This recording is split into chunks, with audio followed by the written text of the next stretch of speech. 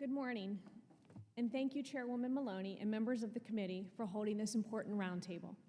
My name is Tiffani Johnston. I appreciate you all for taking the time to hear about the constant workplace sexual harassment that occurred at the Washington football team for over 2 decades. I personally experienced it multiple times during my 8-year tenure as both a cheerleader and a marketing manager. It is never easy for me to tell my story publicly. I basically block these experiences to avoid dealing with the trauma. I am ready to talk, I am ready to tell the full story, and I am beyond ready to see accountability. Dan Snyder and the Washington football team need to be held accountable, and the report needs to be released. I am here today to tell you about the sexual advances by Dan Snyder and the constant unprofessionalism and boys' locker room culture that started at the top with Dan Snyder and continued down the line with all of Dan Snyder's senior team. I began working for the Washington football team in 2002 after a team executive approached me and presented me with an opportunity. He said he was creating a new position with the club-level tickets team, a marketing and events coordinator, and he had me in mind from our interactions at team events while I was a cheerleader. He and I went to breakfast to discuss the opportunity, and after lots of conversations with my parents, I was in my early 20s after all, and with my boss at Booz Allen Hamilton, I decided if there ever was a time to leave a distinguished, incredibly professional company like Booz Allen to take a job with an NFL team now in my early 20s was the time. Boy, did I learn a lot at the Washington football team under top executives and Dan Snyder. Let me share some of the highlights I learned during my tenure with the team. I learned what a pearl necklace is while in a marketing meeting with my boss and male coworkers.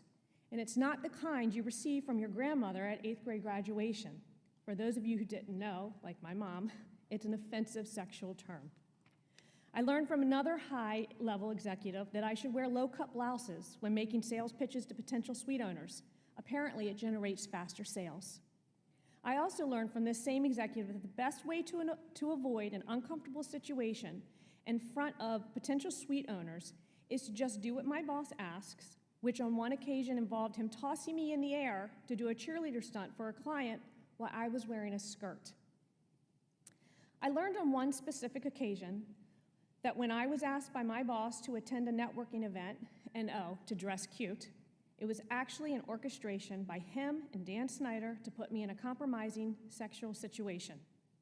I learned that placing me strategically by the owner at a work dinner after this networking event was not for me to discuss business, but to allow him, Dan Snyder, to place his hand on my thigh under the table. I learned how to discreetly remove a man's unwanted hand from my thigh at a crowded dinner table at a busy restaurant to avoid a scene. I learned that job survival meant I should continue my conversation with another coworker rather than to call out Dan Snyder right then in the moment.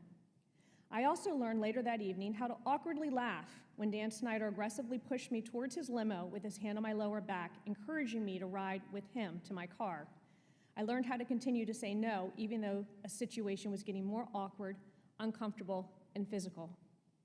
I learned that the only reason Dan Snyder removed his hand from my back and stopped pushing me towards his limo was because his attorney intervened and said, Dan, this is a bad idea.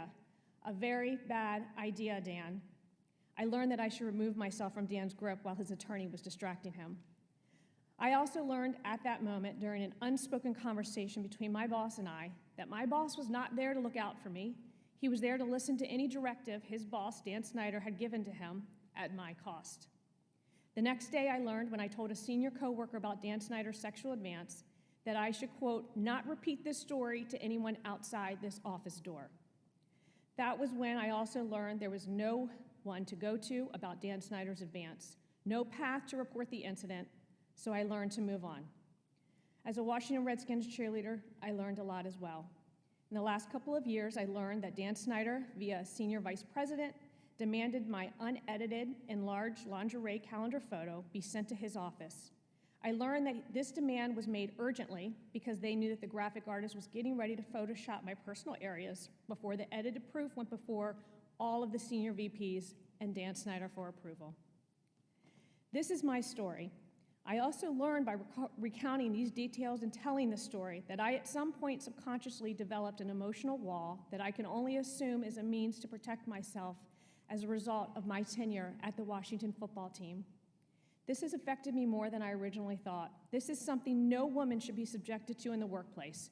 No one should have to learn about pearl necklaces or be objectified and harassed and certainly no one should have to fend off sexual advances from a company's owner.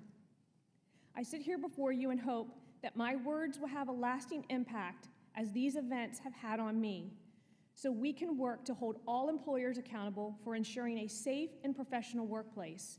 Transparency should be the standard so that accountability follows. Thank you. Thank you.